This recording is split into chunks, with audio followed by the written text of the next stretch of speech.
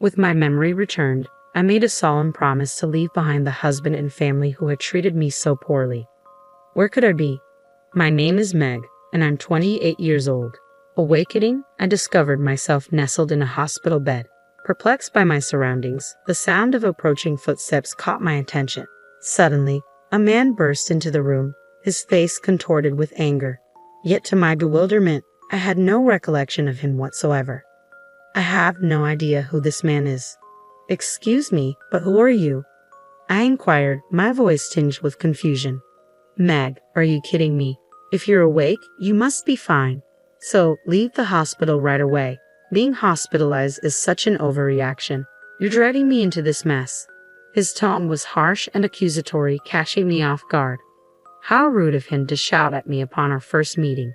As his voice echoed through the room, a nurse and a security guard rushed in, swiftly removing him from the scene. I remained frozen in shock, grappling with the abruptness of the encounter. Soon after, my mother, Mary, entered the room, her eyes brimming with tears of relief. Meg, you're awake. I'm so glad. We were so worried about you. But her words felt disjointed, disconnected from my reality as I struggled to piece together the fragments of my memory. My brother Jake, usually so stoic, had tears streaming down his face. Even my father Ken, known for his reserve, couldn't hide his emotion as he stood beside Jake. According to their account, I was discovered collapsed in front of our house. I had suffered a concussion and a deep cut on my head requiring stitches, injuries of which I had no memory. Apparently, a neighbor had witnessed my fall and called for medical help due to the significant bleeding. That's what Mom told me. Mom, who was that confrontational man earlier? I asked, puzzled. Confrontational man? Now it was my family's turn to be confused. After a conversation with the nurse and security guard who had escorted the man out, it became apparent that the aggressive individual was supposed to be my husband. Wait, I'm married. I have absolutely no memory of that. I exclaimed, stunned by the revelation. Meg, are you serious? My brother's concerned gaze bored into mine. Why did you collapse in front of that house? And that guy earlier, he was yelling at you to leave the hospital right away.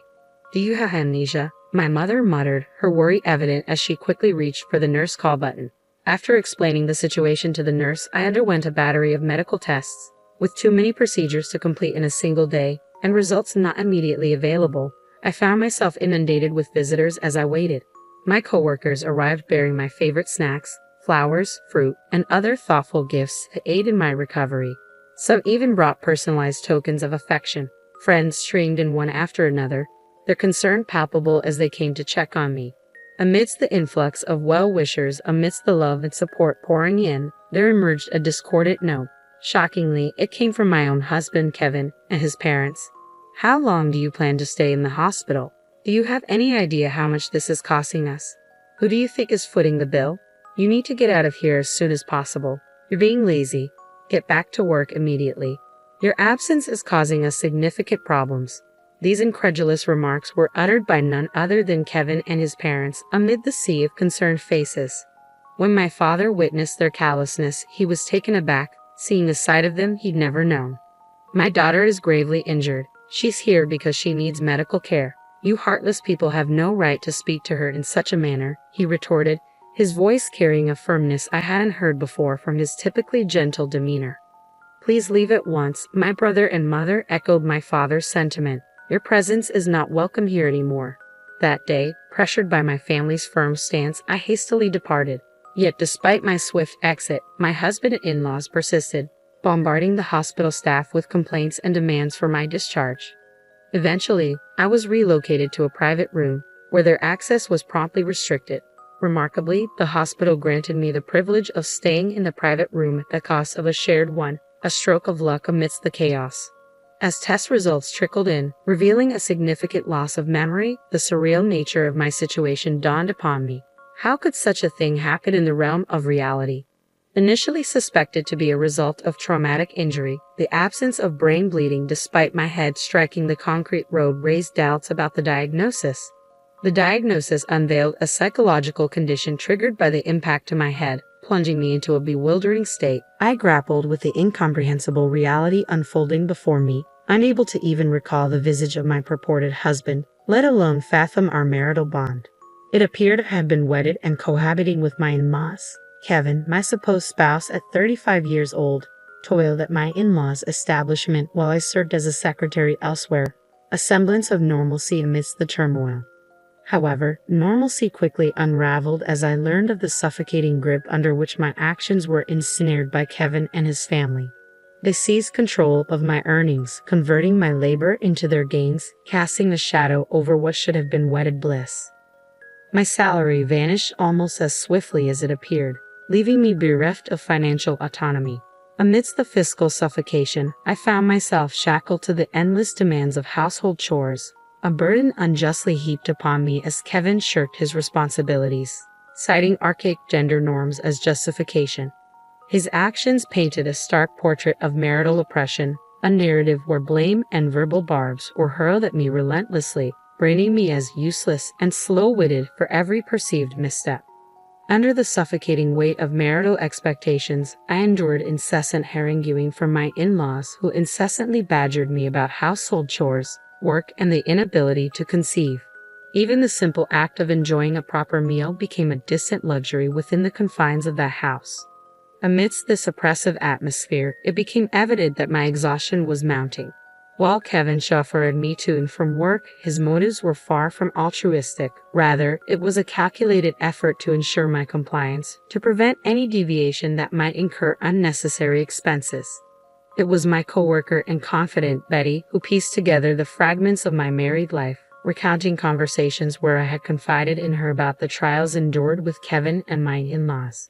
As Betty recounted the details, memories slowly began to resurface, revealing the events leading up to the day of my injury. On that particular day, as was becoming customary, Kevin's voice pierced through the confined space of the car as we made our way home from an errand. "You took forever at the store, and now we're going to be late for our appointment. What's your excuse this time, you slowpoke?" "It wasn't just my shopping. I was searching for an item your mom requested. If you had bothered to assist me, we would have finished much sooner," I retorted, my frustration simmering beneath the surface. "Stop with the excuses. It's the same thing every time. Every outing with you ends in frustration.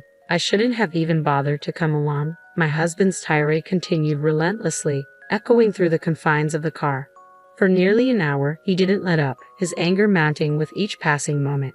Upon arriving home, his ire still ablaze, he spat out hurtful words, urging me to hurry out of the car with a final insult before forcefully pushing me from the driver's seat, causing me to tumble onto the unforgiving concrete below. Even as I lay there, wounded and vulnerable, he didn't cease his verbal assault. Ignoring my plight, he drove away, leaving me stranded and injured. It was a vigilant neighbor who stumbled upon my motionless form, bleeding from a head wound, prompting the call for an ambulance. Recalling this harrowing incident, I contacted the authorities, determined to seek justice for the pain I had endured. Subsequent investigations, supported by security camera footage, validated the truth of my memories. Anger coursed through me as I grappled with the cruelty I had endured. Why had I been subjected to such treatment? I vowed silently that he would face the consequences for his actions. Yet even as I harbored this resolve, the reality of my marriage to Kevin remained hazy and distant, as if belonging to another life entirely. My weary body, coupled with the revelations of my medical condition, served as stark reminders of the ordeal I had endured, a testament to the grim reality of the married life Betty had described. Upon my discharge from the hospital, I made the decision to eschew returning to Kevin's household, instead opting to seek solace in the familiar embrace of my parents' home. There, within the sanctuary of my childhood abode, I was enveloped in a cocoon of love and care fit for a princess. "Meg, today we prepared your favorite fried chicken. Indulge yourself, dear, and your father even brought home a cake. Let's savor it together later," my mother would announce with a smile, her culinary prowess transforming each meal into a feast. Meanwhile, my father and brother lavished me with unwavering attention and support. Under the tender ministrations of my family, my body gradually found renewal with each passing day. My workplace, understanding of my plight, encouraged me to take a leave of absence, insisting that I return only once fully restored. In the embrace of my parents' nurturing care, not only did the wounds from my accident begin to heal, but the burdensome weight of fatigue began to lift as well. Remarkably, even my hair and skin, ravaged by the ordeal of hospitalization, regained their former luster. It was a testament to the profound impact of stress. Burdened by the weight of my tumultuous married life, A sudden wave of anxiety gripped my thoughts. Must I return to that house simply because of marriage? The question spilled from my lips, betraying my unease. Don't concern yourself with that, dear. No one will compel our beloved daughter to endure such hardships. You must sever ties and seek a divorce as soon as possible, reassured my mother, her words a balm to my troubled soul.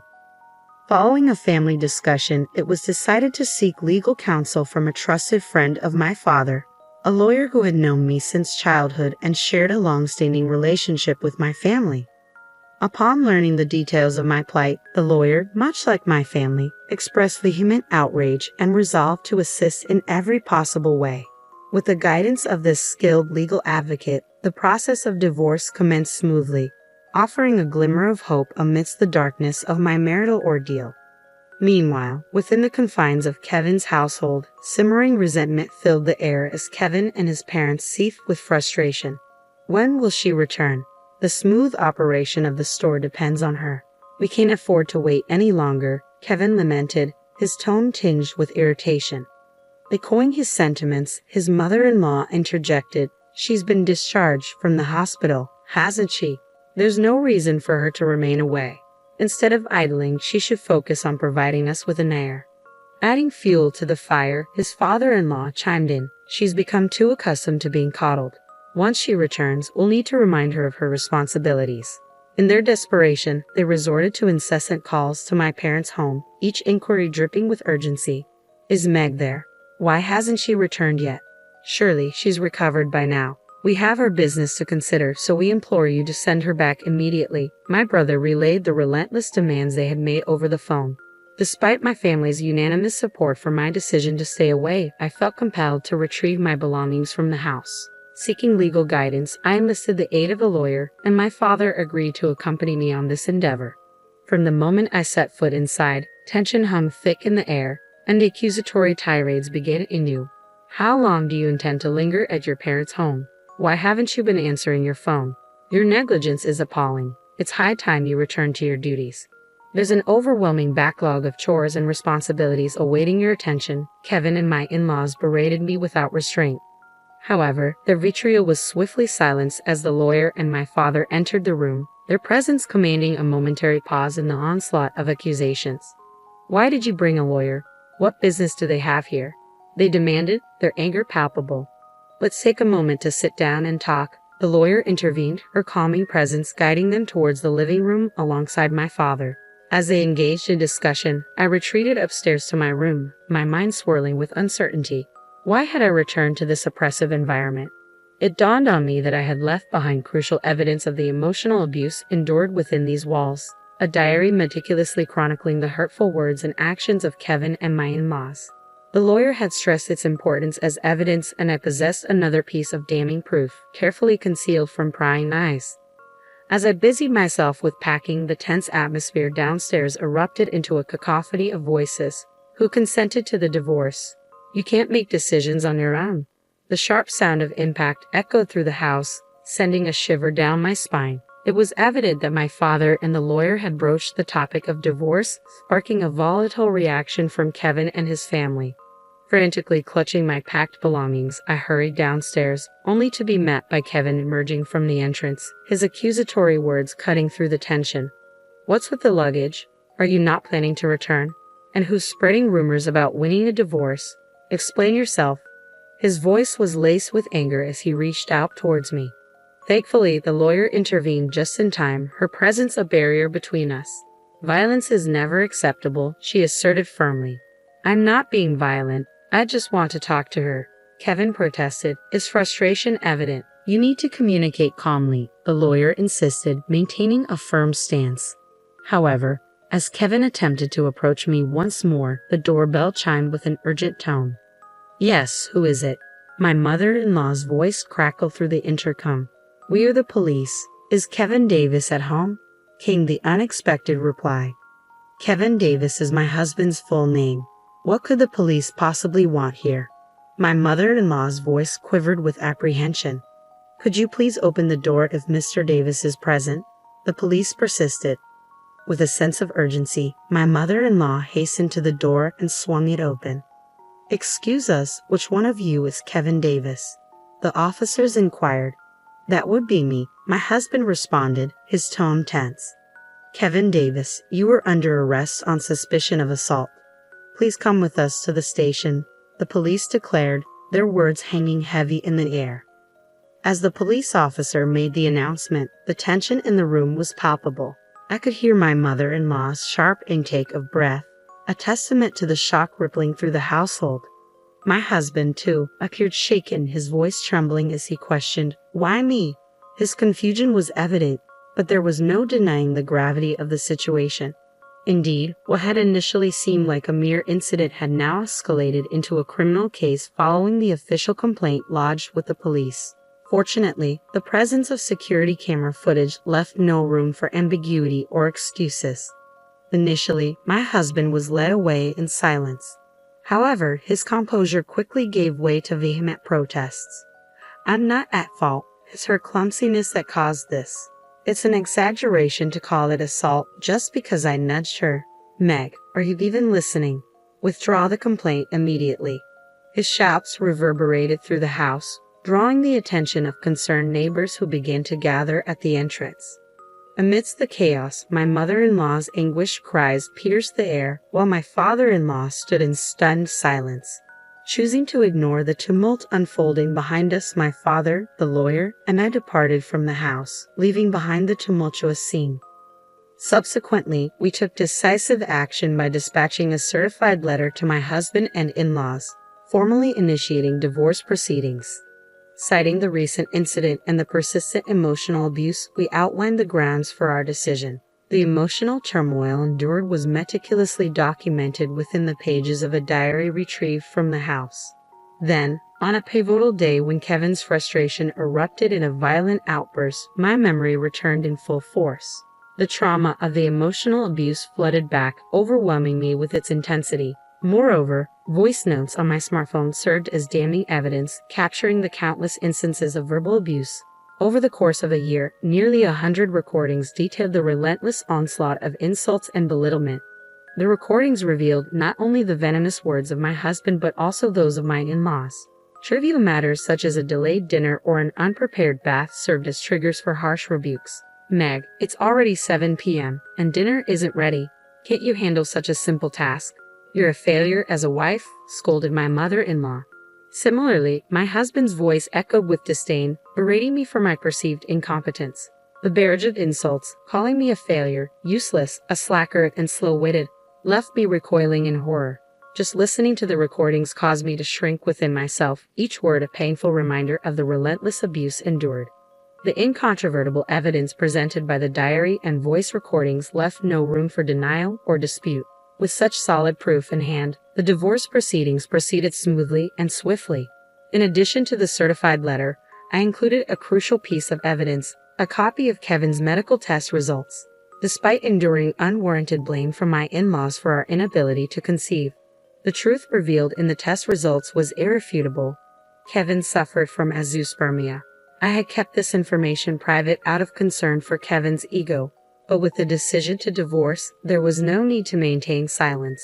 This revelation shattered any illusions my in-laws held regarding their son's role in our infertility struggles.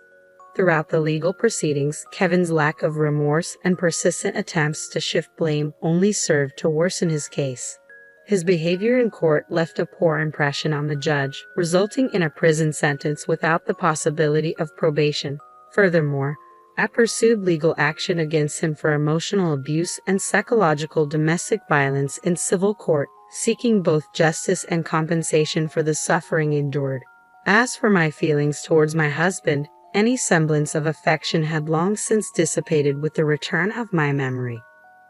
The impending separation brought a sense of relief, knowing that I would no longer have to endure his presence. With Kevin behind bars, I could finally find solace and closure. As for my in-laws, their initial reluctance to accept responsibility quickly dissolved when confronted with the evidence of emotional abuse.